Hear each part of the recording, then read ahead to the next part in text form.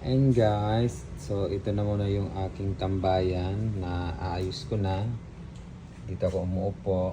Tapos nandyan yung ilaw, saksakan and everything. Ay yung bulaklak. Tapos na may nabili kaming sa Walmart ng cushion na yan, $6 each. Tapos yung partner, and then nilinis ko yung salamin na table. And then Odiva, shout out sa organic, and then of course yung Philippine para meron mang accent dyan. And then ito yung snake plant, ayan, snake plant. And then di ko alam kung ano to. Tapos ito na yung peacock. And then paglabas mo dito merong ayan. Tapos pansamantala muna yan.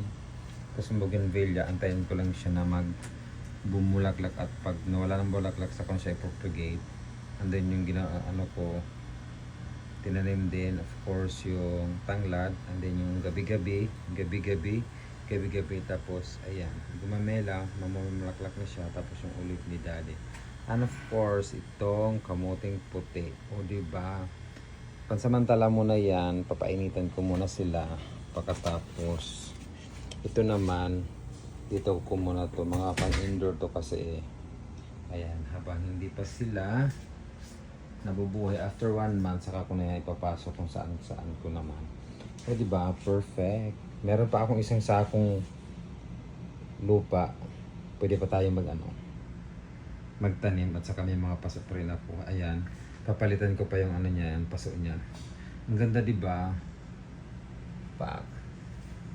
Basta wag daw maging jungle, sabi ni daddy.